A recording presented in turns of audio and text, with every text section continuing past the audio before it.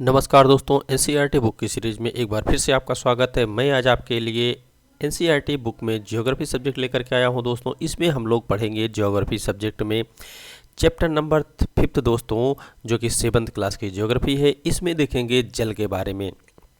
जल से संबंधित जितने भी कंटेंट इस बुक में दिए हुए हैं दोस्तों, यानी कि 7th क्लास के 5th चैप्टर में जो भी कंटेंट दिया हुआ होगा, जो भी महत्वपूर्ण जानकारी होगी उसको हम पढ़ेंगे और उसको समझने का प्रयास करेंगे। जैसा कि आप जानते हो दोस्तों, मैं एनसीईआरटी बुक को लाइन बाय लाइन पढ़ता हूँ, महत्वपूर्ण कंटेंट को अच्छे से समझाता हूँ, अच्छे से उस पर डिस्कस करता हूँ। और ये जो एनसीईआरटी बुक की सीरीज चल रही है दोस्तों, ये उन दोस्तों के लिए बहुत ही महत्वपूर्ण है जो सीटेट या किसी स्टेट टेट की तैयारी कर रहे हैं। उनको लिए बहुत ही हेल्पफुल करेगी सीटेट या स्टेट टेट के एग्जाम में। तो चलो दोस्तों, हम स्टार्ट करते हैं जल नामक चैप्टर को, जो NCERT geography subject 5th chapter है दोस्तों, 7th क्लास का। तो यहाँ पर मैं लाइन बाय लाइन पढ़ूंगा और उसमें जो ज़रूरी चीज़ें होगा, जो महत्वपूर्ण चीज़ें होगा, उस पर हम अच्छे से आपको समझाने का मैं प्रयास करता हूँ। जल के बारे में सोचने पर आपके मस्तिष्क में एक चित्र बनता है। बिल्कुल दोस्तों, ऐसा चित्र बनता है जैसे कि बारिश हो रही है, नल से पानी टपक रहा है, नदी में पानी बह रहा है। ये सभी चीज़ों का चित्र बनता है हमारे मस्तिष्क में जब हम जल के बारे में सोचते हैं। आप नदी, जलप्रपात, वर्षा की रिमझिम, अपने नल के जल के बारे में सोचने लगते हैं। बिल्कुल ऐसा ही होता है दोस्तों, जब हम जल की बात करते हैं, जल के बारे में सोचते हैं। बच्चे वर्षा से भरे गड्ढे में कागज़ की नाव तैराकर बहुत खुश होते हैं। बिल्कुल ऐसा होता है, जब आप भी बचपन में रहे होंगे तो बहुत कागज़ की नाव बना बना कर तैराए होंगे। और ऐसा तब होता है जब वर्षा हो रही हो, यानी बारिश का मौसम हो, वर्षा हो रही हो, और उस समय कुछ अलग ही आनंद होता है। ये बचपन की चीज़ें होती हैं दोस्तों, बचपन में ये बहुत ही आनंद का समय होता है।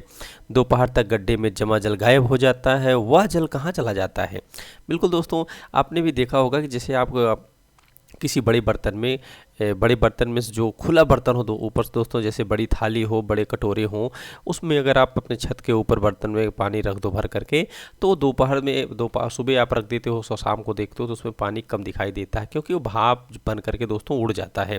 तो वो जल कहाँ चला जाता है? यानी भाप भर करके दोस्तों आसमान में चला जाता है, जिसको हम यहाँ पर आगे पढ़ना प्रारंभ करते हैं। सूर्य के ताप के कारण जल वाष्पित हो जाता है, यानी कि वाष्प बन करके, भाप बन करके उड़ जाता है। ठंडा होने पर जलवाष्प संघनित होकर बादलों का रूप ले लेता है, यानी कि जो जल जो है वाष्प भाप बन करके दोस्तों ऊपर चला गया था, उड़ गया था। अब वही भाप जो है दोस्तों, वही जल जो भाप बन करके उड़ गया था, अब वही ठंडा होकर के जलवाष्प संघनित होकर के, यानी इकट्ठा होकर के बादलों का रूप ले लेता है। यानी कि नीचे से उड़ा हुआ जल ऊपर जाता है और ऊपर फिर ठंडा होता है, इकट्ठा होता है, एक साथ इकट्ठा होता है। जैसे आपने सुना दोस्तों, जब बहुत से लोग इकट्ठे हो जाते हैं तो उनमें अलग सी ताकत आ जाती है। उसी तरीके से जब जल भी इकट्ठा हो जाते हैं तो उनका रूप बदल जाता है, वो बादल बन जाते हैं, और बादल उस समय गरजता कड़कता है। तो कुछ इस तरीके का मौसम भी आपको देखने को मिल जाता है। यहाँ से यह वर्षा हिम अथवा सहिम वृष्टि के रूप में धरती या समुद्र पर नीचे गिरता है। दोस्तों देखो, जैसे बादल ऊपर चला गया, जो जल था भाप बन करके ऊपर चला गया, इकट्ठा हुआ, ठंडा हुआ, फिर जो है क्या होता है, फिर एक क्रिया होती है। यह जो है फिर से वर्षा के माध्यम से या बर्फ़ के माध्यम से ये जो है फिर से धरती पर आता है। यानी कि पहले धरती पर आया, फिर गया और फिर नीचे आया। ये प्रक्रिया लगातार चलती रहती है। और जब धरती पर आता है दोस्तों, तो आपने देखा होगा जब बारिश बहुत तेज़ होती है तो जो पानी एक साथ बहते रहते हैं, वो छोटे छोटे नदियों नालों के माध्यम से बड़ी नदियों में जाते हैं, फिर बड़ी नदियों से दोस्तों समुद्र में चले जाते हैं। तो देखो, नीचे आता है, फिर समुद्र से नीचे गिरता है, मतलब समुद्र पर नीचे गिरता है। तो यानी ये क्रिया लगातार चलती रहती है। इस क्रिया को भी हम लोग देखते हैं और महसूस भी करते हैं। कभी कभी आपने भी सुना दोस्तों कि बारिश के मौसम में किसी किसी क्षेत्र में बहुत बारिश होती है और वहाँ बाढ़ आ जाती है। तो ऐसी स्थिति वर्षा के मौसम में देखने को मिलती है और बारिश के समय में बाढ़ प्रभावित क्षेत्र देखने को मिल जाते हैं। जिस प्रक्रम में, यानी कि जिस क्रम में दोस्तों, जिस क्रम में जल लगातार अपने स्वरूप को बदलता रहता है और महासागरों, वायुमंडल एवं धरती के बीच चक्कर लगाता रहता है। तो देखो दोस्तों, जैसे आपने भी देखा होगा, सुना भी होगा कि जल लगातार जो है उसका चक्रण चलता रहता है। सबसे पहले जल जो है महासागरों में आपको बहुत देखने को मिलता है। जिस प्रकार से 5 महासागर हैं, उसमें जल ही जल आपको देखने को मिलता है। और ये जल जो है दोस्तों, आप देखते हो वायुमंडल में दिखता है, जैसे कभी आपने यहाँ पर पढ़ा, जल वाष्पित होकर के ऊपर चला जाता है और बादल का रूप ले लेता है। तो ये दोस्तों वायुमंडल में रहता है, जो बादल के रूप में वायुमंडल में रहता है, ये वायुमंडल में होता है, ये वाष्पित के कारण होता है। यानी भाप बन करके जब ऊपर चलता है तब की स्थिति है। अब आगे बात आती है दोस्तों धरती के बीच का चक्कर होता है। तो ये दोस्तों देखो, अगर हम बात करें आसमान में और धरती पे, तो ये जो चक्कर चलता है धरती के बीच में तो चलता है दोस्तों। तो यानी कि धरती पर जो जल है वो वाष्प होकर के आसमान में जाएगा, वायुमंडल में जाएगा, और फिर वही जल जो है वर्षा बादल बनेगा, बादल बन करके फिर धरती पर आएगा, फिर ऊपर जाएगा, फिर नीचे आएगा। तो ये जो चक्कर चलता है ये धरती के बीच का चक्कर है, और जो धरती वायुमंडल एवं धरती के बीच में ये चक्कर चलता रहता है। इसे क्या कहा जाता है, उसको जल चक्र कहा जाता है। तो ये जो चक्कर चल रहा है, यानी कि बादल बना, पहले जल इकट्ठा हुआ, भाप बना, भाप बन के ऊपर गया, बादल बना, फिर वर्षा के रूप में नीचे आया, फिर जो वर्षा के रूप में नीचे आया था फिर वही भाप बनकर ऊपर गया। और ये चक्कर चल रहा है दोस्तों वायुमंडल और धरती के बीच में, यानी आकाश और धरती के बीच में ये चक्कर लगातार चलता रहता है। हमारी पृथ्वी थलशाला के समान है। तो थलशाला क्या होता है दोस्तों, जैसे यहाँ पे बताया जा रहा है कि हमारी पृथ्वी थलशाला के समान। थलशाला क्या होता है, थलशाला के बारे में यहाँ पर हम लोग देखते हैं। आप सबसे पहले एक ये जार को देख रहे हो, जार के अंदर कुछ पौधे लगाए हुए हैं, यानी कि कुछ छोटे छोटे से पौधे हैं, लताएँ हैं यहाँ पे जिस जार के अंदर लगाए हैं। यानी कि आप देख रहे हो एक सीमित क्षेत्र है, एक जार है जो कांच का है, ट्रांसपेरेंट है, इसको हम आसानी से देख सकते हैं। और इसके अंदर बहुत सारी पेड़ पौधे हैं जो मिट्टी भर के लगाई गई है। अब इसको पढ़ते हैं दोस्तों। एक बड़े जार के एक चौड़ाई भाग में मिट्टी भरकर उसमें अच्छी तरह से दबा दें। इसके ऊपर ह्यूमस की एक पतली परत लगाएं। ह्यूमस दोनों जो खाद पास डालते हैं उसको ह्यूमस, उसको मतलब खाद पास डाल दीजिए आप। पहले सबसे बड़ी पौधे लगाएं, तदुपरांत उसके बाद उसके चारों ओर छोटे छोटे पौधों के व्यवस्थित करें। यानी कि बड़ा पौधा लगाओ, उसके बाद आप छोटे छोटे पौधे को भी आप लगा सकते हो। इसमें जल की फुहार छिड़क कर जार को बंद कर दीजिए। देखो दोस्तों, इस पौधे लगाने के बाद आप जल का छिड़काव करो, जल का छिड़काव करने के बाद आप उस जार को जिसमें पौधे लगाए थे आपने बंद कर दीजिए। पत्तियों एवं मिट्टी के द्वारा वाष्पित जल संघनित होकर के, यानी कि दोस्तों वो जल जो आपने जल का छिड़काव किया था वो वाष्पित होकर के भाप का रूप बन करके जब भाप बन जाते हैं, उसके बाद दोस्तों जब ये इकट्ठा होते हैं, इकट्ठा होकर के जल की बूंदों के रूप में नीचे गिरता है। तो आपने भी देखा होगा जब खाना पकता है दोस्तों, या आप खाना पकाते समय जब किसी बर्तन को आप ढक देते हो तो आप देखते हो कि वो भाप बन करके भाप के रूप में वहाँ से निकलता रहता है। और जब आप उसके ऊपर ढक्कन जो रखा रहता है, ढक्कन को हटाते हो तो देखते हो उसमें बहुत से पानी लगे हुए दिखाई देते हैं, और पानी की बूंदें, मोटी मोटी बूंदें आपको दिखाई देती हैं। ये क्यों होता है, ये जलवाष्प जो भाप बनता है, भाप की वजह से बनता है दोस्तों, क्योंकि वो भाप बन करके उड़ता है और वो उसमें जल की मात्रा जो होती है वो आपको नहीं दिखाई देती। और वही कारण है कि जो है जब वो भाप के रूप में बहुत हल्का हल्का सा जल ऊपर उठता है और एक जगह इकट्ठा हो रहा है, और जब इकट्ठा होते होते दोस्तों थोड़ा थोड़ा सा इकट्ठा होता है तो बहुत अधिक मात्रा में हो जाता है, और उसका वजन इतना ज़्यादा हो जाता है कि ऊपर टिक नहीं पाता। तो जब बूंदों के रूप में फिर नीचे धरती पर फिर से पुनः गिरने लगता है, तो वही क्रिया दोस्तों वर्षा की क्रिया कहलाने लगती है। तो हमने देखा दोस्तों कि थलशाला किसे कहा जाता है। हमारी पृथ्वी भी एक थलशाला के समान ही है, यहाँ पर भी वही वाष्पीकरण हो रहा है, उसी तरीके से ऊपर जाकर संघनित होकर के बादल बन रहे हैं, फिर से वर्षा के रूप में जल मुझे नीचे प्राप्त हो रहा है। वही यहाँ पर कहा जा रहा है कि हमारी पृथ्वी जो है दोस्तों थलशाला के समान है। जो जल शताब्दियों पूर्व उपस्थित था वही आज भी मौजूद है। यानी बहुत साल पहले जो जल हमारे धरती पर मौजूद था, पृथ्वी पर जो जल मौजूद था वही आज भी है, उसमें कोई बढ़ोतरी नहीं हो रही है और ना ही उसका रंग रूप बदल रहा है। जिस जल का प्रयोग आज हम हरियाणा के खेतों में सिंचाई के लिए कर रहे हैं, हो सकता है कि वह सैकड़ों वर्ष पहले अमेजन नदी में बहता रहा हो। तो यानी दोस्तों यहाँ पर बताया जा रहा है जैसे हरियाणा के खेतों में सिंचाई हो रही है, तो आप दोस्तों भारत के किसी भी कोने के या किसी भी क्षेत्र को ले लीजिए, जो भी सिंचाई के लिए जल का आप उपयोग करते हो, यहाँ पे कहा जा रहा है हो सकता है वो जल अमेजन सैकड़ों साल पहले अमेजन नदी में बहता था। तो दोस्तों विश्व की सबसे बड़ी नदी की बात करें तो विश्व की सबसे बड़ी नदी अमेजन नदी है, इसीलिए इसकी चर्चा की जा रही है। जब सबसे बड़ी नदी है, सबसे चौड़ी नदी है, तो उसमें बहुत जल एक साथ बहता है दोस्तों। और अमेजन जंगल जो है दोस्तों बहुत बड़ा जंगल है, इस वजह से। और इसका अगर हम बात करें अमेजन नदी का जो इसका वो क्या बोलते हैं दोस्तों, इसका फैलाव है, क्षेत्रफल है, तो ये बहुत बड़ा है दोस्तों, इसीलिए यहाँ पर अमेजन नदी की बात की गई है। तो हो सकता है ये सभी जल पहले वहाँ पर बहते रहे हों और बाद में समुद्र में आ गए, और समुद्र के माध्यम से दोस्तों जो जल का चक्र चल रहा है भाप बन करके उड़ गया हो और वो वर्षा अमेजन के क्षेत्र में ना हो करके भारत में हुआ हो, हमारे क्षेत्र में हुआ हो, वही वही जल आज हम सिंचाई के रूप में उपयोग कर रहे हैं। यही चर्चा यहाँ पर की गई है। आगे देखते हैं, लवण जल के मुख्य स्रोत नदी, ताल, सोते एवं हिमनाद हैं। सॉरी दोस्तों, अलवण जल। अब अलवण जल कौन से होते हैं? जो जल हम अपने पीने खाने के रूप के लिए उपयोग करते हैं, वो जल अलवण जल कहलाता है दोस्तों। यानी कि जो जल नमकीन नहीं होता है, समुद्र का जल आपने देखा होगा दोस्तों, वो नमकीन महसूस होता है और उसमें नमक की मात्रा पाई जाती है, तो वो दोस्तों लवड़ी होता है, यानी वो खाने पीने के योग्य नहीं होता है। और आपने देखा होगा दोस्तों, नदी में बहता हुआ जल, जो तालाब में होते हैं, जो सोते यानी कि जो सोते से पहाड़ों से निकलता हुआ जल होता है, ये सब जल हम खाने पीने के रूप में इस्तेमाल करते हैं।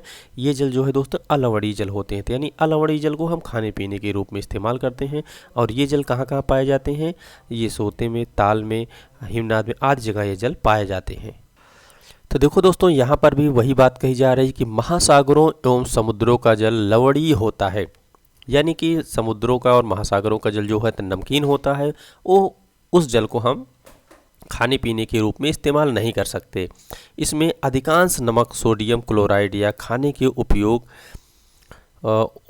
किया जाने वाला नमक होता है। तो देखो दोस्तों, यहाँ का जो जल पाए जाते हैं महासागरों में, यहीं से दोस्तों नमक बनाया जाता है। जैसा कि यहाँ पर बताया जा रहा है कि नमक जो है, अधिकांश नमक सोडियम क्लोराइड या खाने में उपयोग किया जाने वाला नमक होता है, वही चीज़ यहाँ पर पाया जाता है। और आपने भी देखा होगा कि समुद्री जल जो है नमकीन होता है।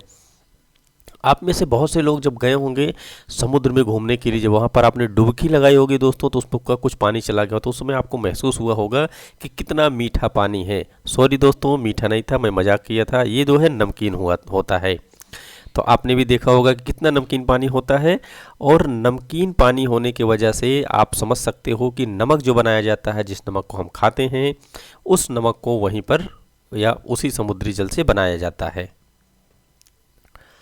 अब यहाँ पर देखते हैं दोस्तों, जल का वितरण किस प्रकार से है। जैसा कि आप यहाँ पर देख रहे हो कि जल के वितरण के बारे में किस प्रकार से यहाँ पर बताया गया है, कहाँ पर कितनी मात्रा में जल पाया जाता है, उसके बारे में यहाँ पर बताया गया है। इसको भी हम देखेंगे, लेकिन सबसे पहले यहाँ पर देख लेते हैं। ऊपर कुछ कंटेंट दिए गए हैं। तो हम सभी जानते हैं कि पृथ्वी की सतह का 3/4 भाग जल से ढका हुआ है। बिल्कुल दोस्तों, ये तो सबको पता है कि पृथ्वी का जो है 3/4 भाग जल की सतह से ढका हुआ है। इसीलिए पृथ्वी को नीला ग्रह भी कहा जाता है, क्योंकि दूर से देखने पर पृथ्वी, इन ज़्यादा जल होने की वजह से पृथ्वी नीली दिखाई देती है। यदि धरती पर थल की अपेक्षा जल अधिक है, तो अनेक देशों में जल की कमी का सामना क्यों करना पड़ता है? ये भी दोस्तों बिल्कुल क्वेश्चन है कि अगर धरती पर जल की मात्रा अधिक है, तो बहुत से देश ऐसे हैं दोस्तों जहाँ पर जल नहीं पाया जाता, जल की कमी है। तो ऐसी दिक्कत क्यों आती है? क्या पृथ्वी पर मौजूद संपूर्ण जल हमारे लिए उपलब्ध हैं? यानी कि जो जल मौजूद है दोस्तों, क्या उन जलों को हम उपयोग कर सकते हैं, हमारे उपयोग के लिए है? ये बिल्कुल नहीं दोस्तों, क्योंकि जो समुद्र के जल हैं, उन जलों को हम उपयोग नहीं कर सकते। क्योंकि आप यहाँ पर देख रहे हो, महासागर में 97.3% जल है दोस्तों। इतना जल होने के बावजूद भी ये जल हमारे उपयोग में नहीं आते। निम्नलिखित तालिका में जल वितरण का प्रतिशत दिया गया है, तो इसको देखते हैं दोस्तों, और इससे समझ में आएगा कि कहाँ पर कितनी मात्रा में जल पाए जाते हैं। तो आप देख रहे हो, जो महासागर है दोस्तों, महासागरों में 97.3% जल है, लेकिन सबसे ज़्यादा जल यहाँ है, लेकिन उसके बावजूद भी ये जल हमारे उपयोग में नहीं आते। इस जल को हम उपयोग नहीं कर सकते। उसका सबसे बड़ा कारण ये है दोस्तों, क्योंकि ये जल जो है वो लवड़ी जल है। लवड़ी जल को हम न तो खाने में इस्तेमाल कर सकते हैं, न पीने में इस्तेमाल कर सकते हैं, और इन जलों से हम अपने कपड़े की धुलाई भी नहीं कर सकते। अगला देखते हैं, जो बर्फ छत्रक है। बर्फ छत्रक जो है दोस्तों 0.2% है। भूमिगत जल यानी जो भूमि के अंदर जल है दोस्तों, उस जल की मात्रा है 0.68%। देखो दोस्तों, यानी कि 1% भी जल नहीं है जो भूमि के अंदर जल पाया जाता है। अगर झीलों की बात करें तो झीलों का अलवण जल, देखो दोस्तों, झीलों में भी जो जल पाया जाता है वो अलवण जल है। वो भी जल जो है हमारे उपयोग में नहीं आएगा हम उसको उपयोग नहीं कर पाएंगे और उसकी मात्रा 0.009% है, यानी कि बहुत कम है दोस्तों। अब बात करते हैं स्थलीय समुद्र एवं नमकीन झीलें। जो नमकीन झीलें हैं वो भी दोस्तों देखो उतनी है, क्योंकि ये भी अलवड़ी जल है और ये भी जो है नमकीन जल है, तो इनकी भी मात्रा 0.009% है। वायुमंडल में जो जल मौजूद है दोस्तों, जो भाप के रूप में उड़ करके ऊपर जाती हैं, जो वायुमंडल में जो बादल का रूप ले लेती हैं, तो वो जल की मात्रा दोस्तों 0.019% है। तो ये भी बहुत कम मात्रा में है दोस्तों। देख रहे हो कि 0.0019% जल जो है वो वायु में मौजूद है, यानी बादल के रूप में मौजूद है। और नदियों की बात करें दोस्तों, तो आप देख रहे हो नदियों में सबसे कम मात्रा में अगर जल कहीं देखने को मिल रहा है तो नदियों में। लेकिन हम लोग देखते हैं नदियों में बहुत से जल बह रहे हैं, बहुत सा जल बर्बाद हो रहा है, बहुत से जल बह करके समुद्रों में चले जा रहे हैं। लेकिन अगर हम बात करें, देखो कितना है दोस्तों, 0.0001%, यानी कि सबसे कम अगर जल कहीं पाया जाता है तो नदियों में पाया जाता है। और ये दिखने में ऐसा लगता है कि सबसे ज़्यादा जल है और सबसे ज़्यादा जल बहता हुआ नदियों में दिखाई देता है, क्योंकि नदियों के जल को हम देख पाते हैं और अन्य जलों को हम नहीं देख पाते। समुद्र के जल को भी हम बहुत दूर तक नहीं देख पाते, यानी कुछ ही दूर तक देख पाते हैं। जो बर्फ़ वाले जल हैं दोस्तों, हम इसको महसूस देखते तो ज़रूर है, कुछ सब तो नहीं देख पाते, लेकिन इसको महसूस नहीं करते। भूमिगत जल जो है दोस्तों, इसको बिल्कुल नहीं देख पाते हम लोग। झीलों के जलों को बहुत कम देख पाते हैं। तो इस तरीके से सबसे ज़्यादा अगर हम देख पाते हैं तो नदियों को जल को देखते हैं, इसलिए लगता है कि नदियों में ही सबसे ज़्यादा जल बह रहा है। यहाँ पर बात करें दोस्तों, जैसा कि आपने पढ़ा, जो सागर महासागर है उसके जल जो है लवणीय होते हैं। तो यहाँ पर देखो दोस्तों, एक लवणता जो है 1000 ग्राम में 1000 ग्राम जल में मौजूद नमक की मात्रा होती है। महासागर की औसत लवणता 35 भाग प्रति 1000 ग्राम होता है। तो यानी कि 1000 ग्राम में दोस्तों 35 भाग जो है लवणता होनी चाहिए, ऐसा कहा जा रहा है। लेकिन दोस्तों इजराइल में एक मृत सागर है दोस्तों, वो इजराइल में है। उसमें दोस्तों 340 ग्राम प्रति लीटर लवणता होती है। तो देखो दोस्तों कितना अधिक है, सबसे ज़्यादा लवणता यहाँ पर पाई जाती है। सबसे अधिक मात्रा में अगर हम बात करें लवणता की, तो इजराइल के मृत सागर में पाई जाती है, जिसमें 340 ग्राम प्रति लीटर लवणता होती है। तैराक इसमें प्लब कर सकते हैं, क्योंकि नमक की अधिकता इसे सघन बना देती है। देखो दोस्तों इसमें जीव जंतु नहीं पाए जाते, क्योंकि जो जलीय जीव होते हैं वो इसके अंदर जा ही नहीं पाते, क्योंकि नमक की मात्रा लवणता अधिक है। और लवणता अधिक होने के कारण दोस्तों ये इसमें जितने भी जीव जंतु सब ऊपर आ जाते हैं। तो इसमें जो दोस्तों देखो तैराक के लिए बहुत अच्छा है, लेकिन जीव जंतु के लिए ये नहीं अच्छा माना जाता, इसीलिए इसका नाम भी मृत सागर रखा गया है। आगे देखते हैं, साधारण क्रियाकलाप द्वारा जल के वितरण को प्रदर्शित किया जा सकता है। क्रियाकलाप बॉक्स देखें तो दोस्तों नीचे क्रियाकलाप बॉक्स दिया गया है, उसको भी हम देखते हैं। ये दोस्तों यहाँ पर क्रियाकलाप बॉक्स दिया गया है इस तरीके से, जो एनसीईआरटी की बुक 7th क्लास की है। यहाँ पर बच्चों को समझाने के लिए ये बॉक्स दिया गया है। फिलहाल कुछ इसी तरीके से दोस्तों हमें सीटेट में क्वेश्चन भी देखने को मिल जाता है। एग्जाम्पल में यही आ जाता है सेम टू सेम, और इस माध्यम से पूछ लिया जाता है कि आप उससे क्या समझते हो, या उसका कुछ अजीब तरीके का मुझे बहुत अच्छा सा आंसर, वो 4 ऑप्शन देखने को मिल जाते हैं जो हमें बहुत कंफ्यूज करते हैं। तो इसको भी एक बार हम पढ़ लेते हैं दोस्तों, अगर ऐसा कुछ देखने को मिलता है तो हम बिल्कुल आसानी से कर सकें। 2 लीटर जल लें, मान लें यह पृथ्वी की सतह पर जल की संपूर्ण मात्रा है, यानी जो 2 लीटर जल आपने लिया है, मानो कि पृथ्वी पर इतना ही जल मौजूद है। बर्तन से 12 चम्मच जल मापकर दूसरे कटोरे में रख दें। तो देखो दोस्तों, जो जल आपने लिया था, 2 लीटर जल जो आपने लिया था, उसी में से 12 चम्मच जल आपको नाप करके निकाल देना है किसी दूसरे बर्तन में। बर्तन से जल निकालने के बाद शेष जल लवणीय जल को दर्शाता है, यानी कि 12 चम्मच निकाल लिया आपने, 12 चम्मच के बाद जितने भी जल बचा 2 लीटर में, सभी जल दोस्तों लवणीय जल है, जिस जल को हम उपयोग नहीं कर सकते, जो हमारे यूज में नहीं है, जो महासागर एवं समुद्रों में पाया जाता है। कुछ इसी तरीके से दोस्तों कि इतना जल जो है दोस्तों हमारे उपयोग के लिए है, जो 12 चम्मच आपने निकाला। तो 2 लीटर में दोस्तों 12 चम्मच, मुझे लग रहा है कि ज़्यादा से ज़्यादा 50 ग्राम जल होगा, तो कुछ इतना ही जल हमारे उपयोग के लायक बचता है। यह जल उपयोग के लिए उपयुक्त नहीं है। जो जल बचता है दोस्तों 12 चम्मच के बाद, वो हमारे उपयोग के लायक नहीं है, यह लवणीय जल नमक युक्त होता है। कटोरे में निकाल कर रखा गया 12 चम्मच जल पृथ्वी पर मौजूद संपूर्ण अलवण जल की मात्रा को दर्शाता है। बिल्कुल जो 12 चम्मच आपने निकाला था वही जल अलवड़ी है, उतने ही जल की मात्रा को आप जो है खाने पीने, नहाने धोने, कपड़ा धुलने में आदि चीज़ों में उपयोग कर सकते हो। चित्र में इस जल के वितरण को दर्शाया गया है। आप स्वयं देखें कि आप जल की कितनी मात्रा का उपयोग कर सकते हैं। देखो दोस्तों, यहाँ पर भी वही बताया गया है। तो बिल्कुल दोस्तों ऐसा ही होता है, जितनी जल की मात्रा उपलब्ध है वो बहुत कम है जो हमारे खाने पीने के लिए है। जो अलवड़ी जल है वो बहुत कम मात्रा में उपलब्ध है दोस्तों। तो आपने देख लिया किस तरीके से यहाँ पर एक छोटे से एग्जाम्पल क्रियाकलाप के माध्यम से समझाया गया है। यहाँ पर देखते हैं, जीवन के लिए जल अत्यधिक आवश्यक है। ये तो सबको पता है दोस्तों, जल ही जीवन है, इसलिए जीवन के लिए जल बहुत ही अत्यधिक है, बहुत ही उपयोगी है।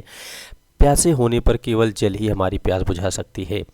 ऐसे में आपको क्या नहीं लगता कि लापरवाही से जल का उपयोग करने से हम बहुमूल्य संसाधन को बर्बाद कर रहे हैं। बिल्कुल दोस्तों ऐसा है कि जल इतना महत्वपूर्ण है, जल हमारे जीवन के लिए इतना उपयोगी है, लेकिन उसके बावजूद भी हम देखते हैं बहुत जगह पर देखने को मिलता है कि जल आपको बेफजूल बहता हुआ दिख जाता है।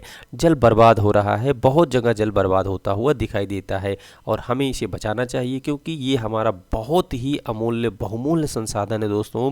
क्योंकि इसे हम अगर एक बार खो देते हैं, आप कहीं पर सफ़र में जाते हो या कहीं जाते हो, आपको प्यास लगती है, उस समय इसी जल की कितनी मूल्यता समझ में आती है, इसकी वैल्यू समझ में आती है कि अगर मुझे पानी मिल जाए और तो कितना मज़ा आ जाएगा। यानी दोस्तों अगर प्यास लगी हो उस समय आपको पानी मिल जाए तो कितना सुकून, कितना अच्छा महसूस होता है। तो आप समझ सकते हो दोस्तों जल हमारे जीवन में कितना महत्वपूर्ण है और कितना बहुमूल्य संसाधन है। तो आपने देखा दोस्तों जल हमारे जीवन में कितना महत्वपूर्ण है। इसीलिए 22 मार्च को, यानी कि प्रत्येक वर्ष 22 मार्च को विश्व जल दिवस मनाया जाता है दोस्तों। तो 22 मार्च को जो है विश्व जल दिवस के रूप में हम सब मनाते हैं। ये इसलिए मनाया जाता है ताकि लोग जागरूक हों और जल बचाने के बारे में सोच सकें। आगे देखते हैं दोस्तों महासागरीय परिसंचरण के बारे में। तो महासागरीय परिसंचरण में क्या महत्वपूर्ण जानकारी मिलती है हमें, हम उसके बारे में पढ़ते हैं और यहाँ पर देखते हैं।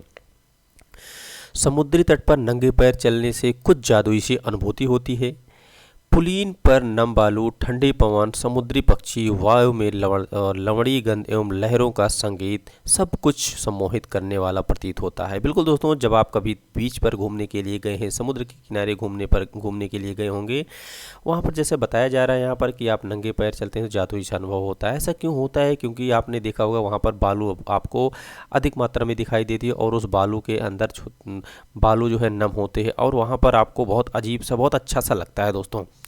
और जब आप बीच पर यानी कि समुद्र के किनारे जाते हैं तो वहाँ पर नम बालू, ठंडे पवन यानी ठंडी ठंडी हवा, क्योंकि समुद्र के किनारे दोस्तों ठंडी ठंडी हवा चलती है, क्योंकि बहुत दूर दूर तक पानी ही पानी रहता है। वहाँ पर पक्षी आपको बहुत सारे देखने को मिल जाते हैं। ये सब चीज़ें एकदम आपको समझ लो मनमुग्ध कर देता है, आपका दिल जीत लेता है दोस्तों। ऐसा लगता है वहाँ पर पहुँचने के लिए, चाहे वहाँ की सुबह हो चाहे ढलती शाम हो, कितना सुंदर दृश्य होता है वहाँ पर। ताल एवं झील के शांत जल के विपरीत महासागरीय जल हमेशा गतिमान रहते हैं। ये भी बिल्कुल सही है दोस्तों, देखने को मिलता है जिस तरीके से आपके आसपास तालाब होता है, झील होते हैं, ये दोस्तों सीमित होते हैं, इनका क्षेत्रफल बहुत दूर तक नहीं होता है, इसलिए ये शांत होते हैं, इसमें बहुत लंबी लंबी लहरें नहीं देखने को मिलती।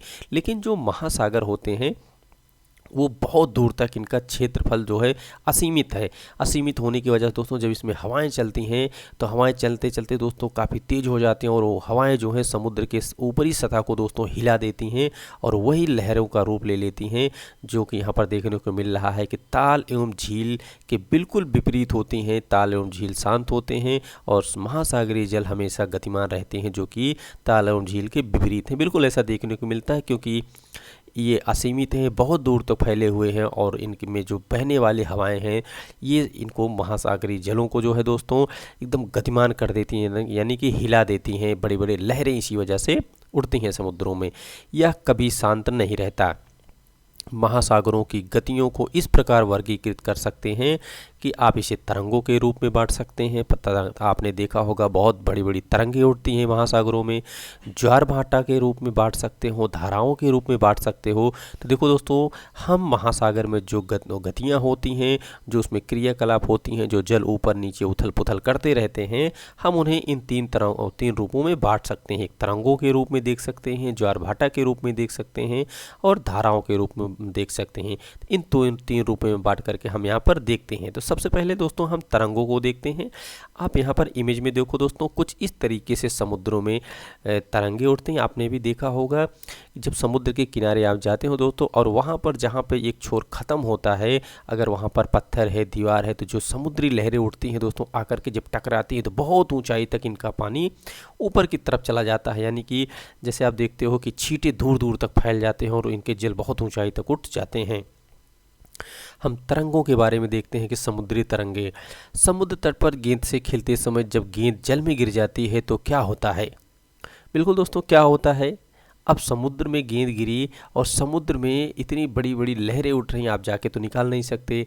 होता ये है कि समुद्री लहरें दोस्तों अंदर की तरफ तो जाती नहीं, समुद्री लहरें बाहर की तरफ आती हैं, तो आपकी गेंद भी हो सकता है बाहर की तरफ आ जाए।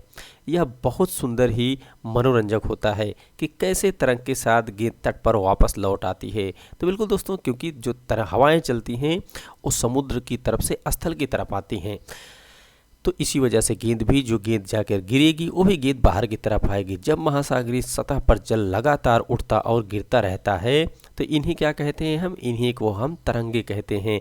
ये देखो यहाँ पर दोस्तों, जब महासागरीय सतह पर, यानी कि जो महासागर है, जो सागर है, उसमें जो जल है दोस्तों, उसके ऊपरी परत जो होता है दोस्तों, उसी को सतह कहा जाता है। और ये सतह लगातार उठना और इसका गिरना, ये क्रियाएं कब होती हैं दोस्तों, जब हवाएं चलती हैं। और इन्हीं का उठना गिरना जो है ये तरंगे कहलाती हैं, इन्हीं को हम तरंगे कहते हैं। जैसा कि आप यहाँ पर इमेज में देख रहे हो, ये समुद्र की ऊपरी सतह है और ये सतहें दोस्तों यहाँ पर उठ रही हैं और उसके बाद उठने के बाद नीचे भी गिरेंगी, तो इन्हीं को दोस्तों क्या कहा जाता है, तरंगे कहते हैं। यहाँ पर भी देखो दोस्तों, वही बात कही जा रही है कि जब समुद्री सतह पर पवन बहती है, यानी कि समुद्री सतह यानी समुद्र के ऊपरी सतह पर ऊपर जो ऊपर का जल दिखाई दे रहा है, वहाँ पर जब हवाएं बहती हैं तब तरंगे उत्पन्न होती हैं। यानी हवा बहने की क्रिया जब होगी तभी तरंगे उठेंगी, और जितनी ही तेज़ पवन बहती है तरंगे भी उतनी तेज़ ही उठती हैं। देखो दोस्तों, हवा जितनी गति से चलेगी, जितनी तेज़ चलेगी, तरंगे भी उतनी तेज़ उठती हैं। यानी कि हवा के साथ इसका कॉम्बिनेशन है। अगर हवा नहीं चल रही है तो तरंगे नहीं उठेंगी, या उठेंगी भी तो बहुत कम ऊंचाई तक उठेंगी। लेकिन जब हवा तेज़ चलेगी दोस्तों तो तरंगे बहुत तेज़ उठेंगी। ऐसा आपने भी देखा होगा कि जब समुद्र तटीय क्षेत्र होते हैं वहाँ पर सुनामी आ जाती है, बड़ी बड़ी लहरें आते हैं, बहुत सा नुकसान हो जाता है। ये सब क्रियाएं इन्हीं सब के द्वारा दोस्तों होता है। तूफान में तेज वायु चलने पर विशाल तरंगे उत्पन्न होती है। यानी कि जब तूफान बहुत तेज चलता है, हवा बहुत तेज चलती है दोस्तों, उस समय तरंगों का उत्पन्न होना स्वाभाविक सी बात होती है। जैसा भी आपने ऊपर पढ़ा कि जब हवाएं समुद्री सतह पर चलती हैं तभी तरंगे उठती हैं। इनके कारण अत्यधिक विनाश हो सकता है। बिल्कुल ऐसा होता है कि अगर अधिक तेज हवाएं बहुत तेज चलेंगी जो तूफान का रूप ले लेती हैं, तो इससे अधिक तेज से तरंगे उठेंगी और इस वजह से नुकसान भी होता है। देखो दोस्तों, जैसे भूकंप, ज्वालामुखी उद्गार या जल के नीचे भूस्खलन के कारण महासागरीय जल अत्यधिक विस्थापित यानी कि उथल पुथल हो जाते हैं। जब ये सब होता है दोस्तों, अगर ज्वालामुखी निकला या ज्वालामुखी उद्गार हुआ या जल के नीचे भूस्खलन हुआ, इन सब के कारण महासागरीय जल अत्यधिक विस्थापित होते हैं, इधर से उधर होते हैं, और इस वजह से दोस्तों बहुत से आपको नुकसान देखने को मिल जाता है। भौगोलिक स्थिति में आपको परिवर्तन देखने को मिल जाता है, जो कई बार देखने को मिला हुआ है। इसके परिणाम स्वरूप 15 मीटर तक की ऊंचाई वाली विशाल ज्वारीय तरंगे उठ सकती हैं। तो देखो दोस्तों, इन सभी के कारण ये जो घटनाएं घट रही हैं, ज्वालामुखी उद्गार या भूस्खलन, इस सब के कारण दोस्तों जो घटनाएं घटती हैं उसके कारण जो जल उठता है दोस्तों, वो 15 मीटर तक की ऊंचाई वाली विशाल ज्वारीय तरंगे उठ सकती हैं। तो 15 मीटर दोस्तों बहुत होता है, 15 मीटर तक उठ सकती हैं, जिसे क्या बोलते हैं, जिसे सुनामी का नाम दिया जाता है। अगर 15 मीटर उठ गई जल की समुद्री तरंगे, और वो तरंगे जो 15 मीटर से ज़्यादा उठ रही हैं या 15 मीटर तक उठ रही हैं, उसी को दोस्तों सुनामी बोला जाता है। अब तक का सबसे विशाल सुनामी 150 मीटर मापा गया है। देखो दोस्तों, यहाँ पर सिर्फ 15 मीटर की बात हो रही है, अगर 15 मीटर भी उठ जा रही है तो उसे सुनामी बोल दिया जा रहा है, सुनामी कहा जा रहा है। लेकिन सबसे अधिक दोस्तों 150 मीटर, तो 150 मीटर कितना हो सकता है दोस्तों? आप सोचो, यहाँ पर फीट की बात नहीं हो रही, यहाँ पर मीटर की बात हो रही है। 150 मीटर की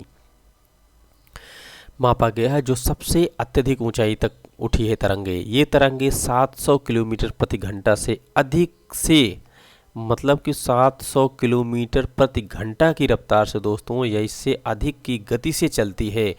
ये तरंगे इतनी तेज चल रही दोस्तों कि आप आंक नहीं सकते हो। यहाँ पर देखो 700 किलोमीटर प्रति घंटे की रफ्तार से चल रही हैं। 2004 की सुनामी से भारत के तटीय क्षेत्र में अत्यधिक विनाश हुआ था। इसके बारे में दोस्तों मुझे लग रहा है ऐसा कोई भी नहीं होगा जो नहीं जानता हो। 2004 में जो वो सुनामी आई थी जिससे बहुत नुकसान हुआ था। सुनामी के बाद अंडमान और निकोबार द्वीप समूह में जो इंदिरा पॉइंट है दोस्तों, वो इंदिरा पॉइंट डूब गया था। और इंदिरा पॉइंट वही है जो भारत का सबसे दक्षिणतम बिंदु है दोस्तों, अंडमान निकोबार द्वीप समूह के पास। वो डूब गया था जो 2004 का सुनामी आया था। तो 2004 में जो सुनामी आया था दोस्तों बहुत खतरनाक था। इंदिरा पॉइंट तो डूबा ही था अंडमान निकोबार द्वीप समूह में दोस्तों, साथ ही साथ भारत का जो मुख्य भूभाग है वहाँ पर बहुत नुकसान हुआ था। उसके बारे में भी अभी हम आगे पढ़ेंगे। तो देखो दोस्तों, नुकसान होने का भी कारण था। अगर 150 मीटर तक की ऊंचाई की तरंगें मापी गई हैं, यही नहीं था दोस्तों, लेकिन दूसरे में हाईएस्ट अगर 15 मीटर भी उठता है दोस्तों तरंगे, तो भी बहुत नुकसानदायक होता है। और हवा की रफ्तार, तरंगों की रफ्तार देखो दोस्तों 700 किलोमीटर प्रति घंटा होता है। यहाँ पर देखते हैं, सुनामी जापानी भाषा का एक शब्द है जिसका अर्थ होता है पोताश्रय तरंगे। तो पोताश्रय तरंगे दोस्तों, ये जो जहाँ पर जहाज़ें लगती हैं, जिसे हम बंदरगाह कहते हैं, पोताश्रय तरंगे होती हैं, वहाँ से उठने वाली तरंगों से के साथ लिया गया है। क्योंकि सुनामी आने का पोताश्रय और सुनामी आने से पोताश्रय यानी बंदरगाह नष्ट हो जाते हैं, इसलिए उसे पोताश्रय तरंगे कहा जाता है। ये सुनामी जापानी भाषा का एक शब्द है दोस्तों। अभी हम ऊपर 2004 में आए सुनामी के बारे में चर्चा कर रहे थे दोस्तों, जिसमें अंडमान निकोबार में स्थित इंदिरा पॉइंट डूब गया था। तो उसके बारे में ही हम यहाँ पर पढ़ते हैं और देखते हैं कि 2004 में जो सुनामी आई थी, उस सुनामी से क्या नुकसान हुआ था, कब सुनामी आई थी, कितना नुकसान हुआ था, कितनी ऊंची ऊंची तरंगे उठी थी, इन सब के बारे में यहाँ पर हम पढ़ते हैं। और कहाँ से सबसे पहले तरंगे कहाँ से उठी थी। तो दोस्तों, ये 26 दिसंबर 2004 की बात है। 26 दिसंबर 2004 को हिंद महासागर में सुनामी की तरंगे अथवा पोताश्रय तरंगे के कारण अत्यधिक विनाश हुआ। तो देखो दोस्तों, ये जो तरंगे उठी थी ये हिंद महासागर में उठी थी। और हिंद महासागर कहाँ पड़ता है दोस्तों? ये भारत के आसपास का जो महासागर है उसी को हिंद महासागर कहा जाता है। यानी कि जो ये दोस्तों हिंद महासागर जो है एक ऐसा महासागर है जो किसी देश के नाम पर पड़ा है। ये भी बहुत महत्वपूर्ण है कि हिंद महासागर किसी देश पर के नाम पर पड़ा हुआ है और ये भारत के नाम पर पड़ा है दोस्तों। तो हिंद महासागर में ये सुनामी उठी थी जो 26 दिसंबर 2004 को उठी थी। ये तरंगे उस भूकंप का परिणाम थी जिसका अभिकेंद्र सुमात्रा के पश्चिमी सीमा पर था। तो सुमात्रा दोस्तों इंडोनेशिया का एक जगह है और वहाँ के पश्चिमी क्षेत्र में इसका जो केंद्र माना गया था, अभिकेंद्र माना गया था, वहीं पर सुमात्रा के आसपास मापा गया था। इस भूकंप की तीव्रता रिएक्टर पैमाने पर 9.0 मापी गई थी दोस्तों। बहुत ज़्यादा होता है 9 तो आप समझ लो कि एकदम से आप समझ लो कि विनाश कर देने वाला रिएक्टर पैमाने पर जो ये गति होती है 9.6 दोस्तों, ये विनाश कर देने वाली स्थिति होती है। तो रिएक्टर पैमाने पर 9.0 मापी गई थी। भारतीय प्लेट बर्मा प्लेट के नीचे धंस गई थी। देखो दोस्तों, इतनी रिएक्टर पैमाने पर जो गति मापी गई थी 9.0 थी। इसी वजह से दोस्तों जो भारतीय प्लेट थी वो बर्मा प्लेट के नीचे धंस गई थी। प्लेटों के बारे में आपने पढ़ा होगा दोस्तों, मैं आपको बता चुका हूँ कि जो बड़ी बड़ी प्लेटें हैं 7 बड़ी प्लेटें हैं और बहुत सी छोटी छोटी प्लेटें हैं दोस्तों। तो जो भारतीय प्लेट थी वो बर्मा के नीचे, जो बगल में पड़ोसी देश बर्मा देश है दोस्तों, जिसे आज हम म्यांमार के नाम से जानते हैं, उस प्लेट के नीचे धंस गई थी। और उस प्लेट के नीचे धंसने की वजह से दोस्तों जिस जगह से प्लेट धंसती है और उसका अगला छोर जो है दोस्तों दूसरी विपरीत दिशा वाला वो ऊपर की तरफ उठ जाता है। कुछ ऐसी स्थिति यहाँ पर हुई थी, तो नीचे धंस गई और समुद्र तल में आकस्मिक गति उत्पन्न हो गई। तो बिल्कुल दोस्तों आकस्मिक उत्पन्न होना ही था, इस कारण से यह भूकंप आया था। महासागरीय तल लगभग 10 से 20 मीटर तक विस्थापित हो गया और नीचे की दिशा में झुक गया। तो देखो दोस्तों ऐसा हुआ, जब ये प्लेट नीचे की तरफ धंसी तो दूसरी तरफ का भाग जो है उठ गया और जो जल थे 10 से 20 मीटर तक इधर से उधर, मतलब कि इसका जो जल थे 20 मीटर तक दोस्तों ऊंचाई से नीचाई में परिवर्तन आ गया इसके, क्योंकि दूसरी तरफ का जो है छोर उठ गया दोस्तों, और उठने की वजह से 20 मीटर तक का अंतर देखा गया वहाँ पर जल में। इस विस्थापन के कारण निर्मित अंतराल को भरने के लिए विशाल मात्रा में महासागरीय जल उस ओर बहने लगे। परिणाम स्वरूप जब दोस्तों विशाल मात्रा में जल उस ओर बहने लगे, एक साथ जल जब उस ओर आने लगे दोस्तों, तो परिणाम स्वरूप दक्षिणी एवं दक्षिणी पूर्वी एशिया के समुद्री तटों से जल हटने लगा।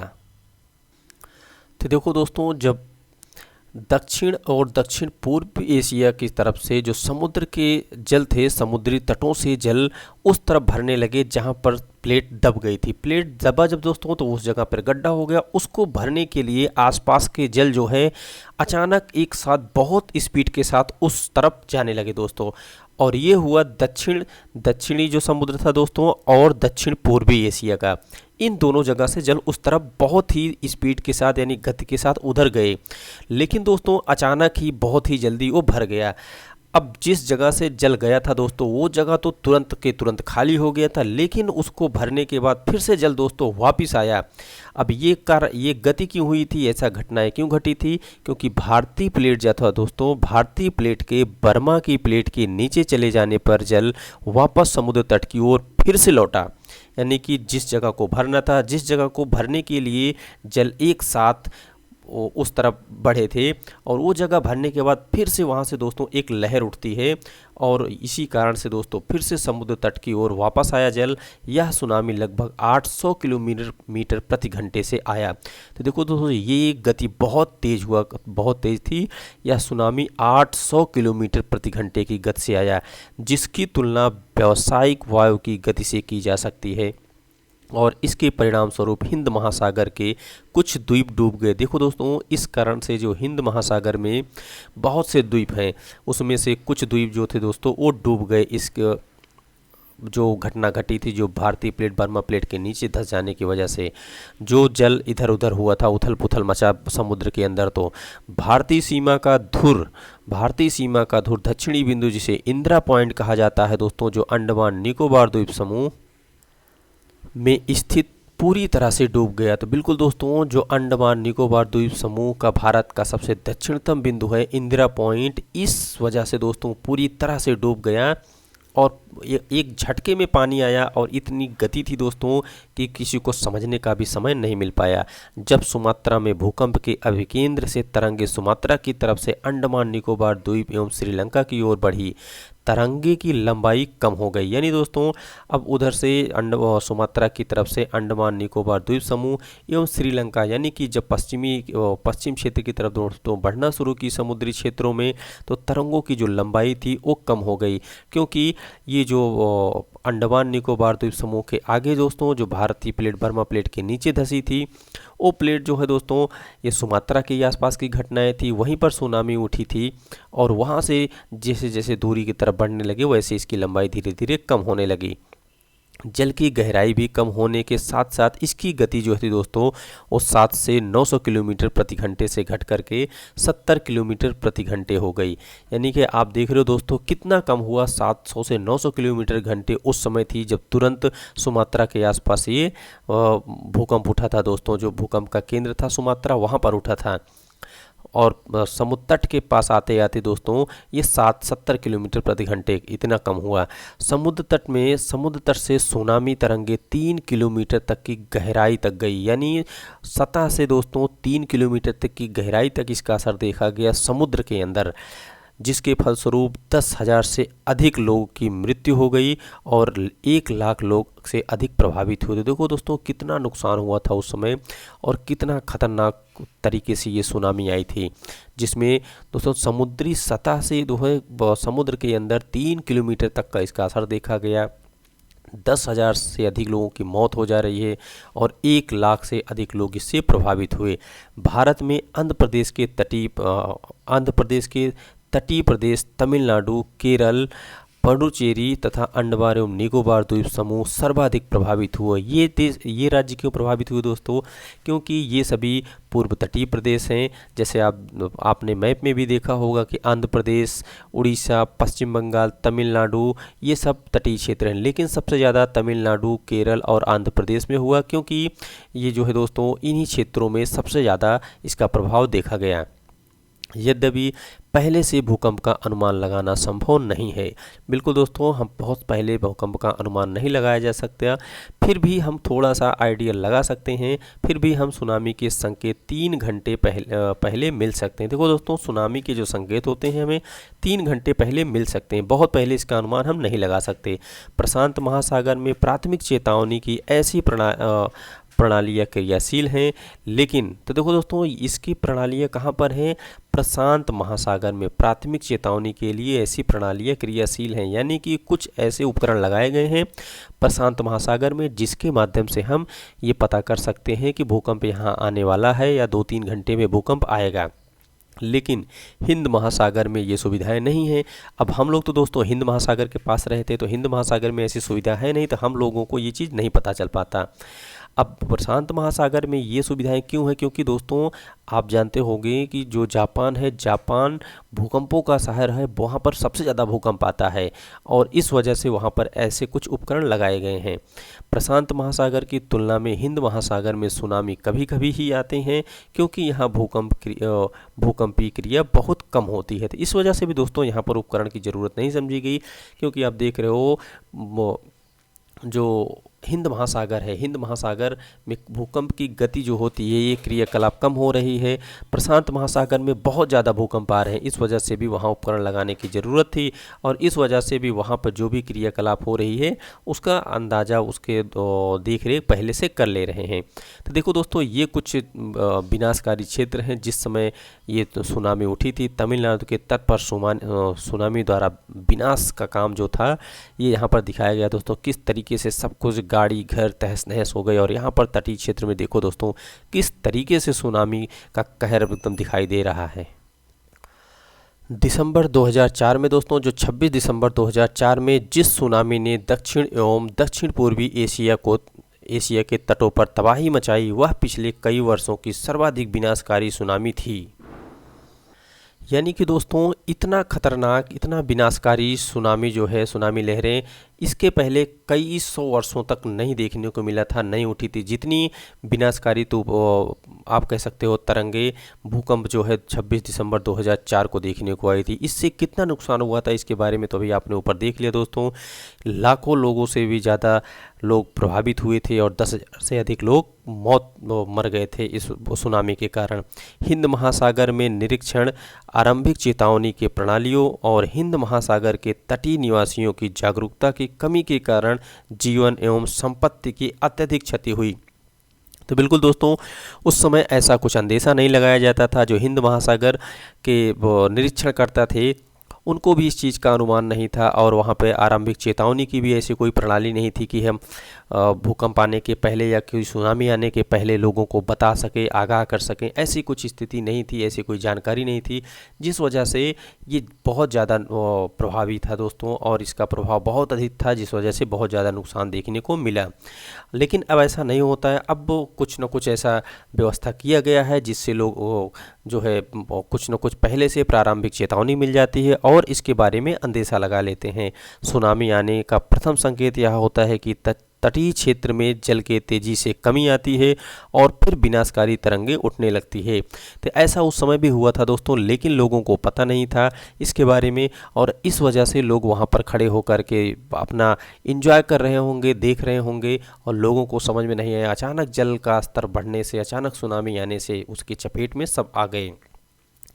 जब तट पर ऐसा हुआ था तो लोग ऊंचे स्थानों पर ना जा करके उस अचंभे को देखने के लिए तट पर एकत्र होने लगे थे। देखो दोस्तों, क्योंकि उनको पता नहीं था, पता ना होने की वजह से, जानकारी का अभाव होने की वजह से लोग वहीं पर खड़े थे और वो ये सोचने लगे होंगे कि ऐसा क्या हुआ कि अचानक से जल नीचे की तरफ चला गया, अचानक वो एकदम खाली हो गया और लोग वहीं पर खड़े खड़े उस नज़ारे को देख ही रहे थे।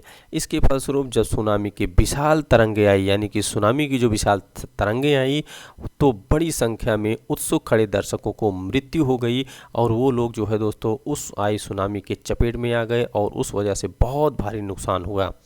तो दोस्तों, हमने देखा कि किस तरीके से सुनामी आती है और जल के चक्रण को हमने देखा। तो दोस्तों, आज का ये वीडियो यहीं पर मैं समाप्त करता हूँ। अगले वीडियो में हम ज्वार भाटा के बारे में पढ़ेंगे, अन्य महत्वपूर्ण जो चीज़ है उसके बारे में देखेंगे, जैसे हम महासागरों के बारे में पढ़ेंगे दोस्तों, सागरों के बारे में पढ़ेंगे और जो तरंगे उठती हैं दोस्तों, जो पवनें चलती हैं, धाराएँ हैं, धाराओं के बारे में भी हम अगले वीडियो में पढ़ेंगे। यानी कि जल चैप्टर चल रहा है दोस्तों, इसका पार्ट 2 लेकर के आऊँगा, उसमें हम अन्य चीज़ों को देखेंगे और डिस्कस करेंगे दोस्तों। तब तक के लिए जय हिंद।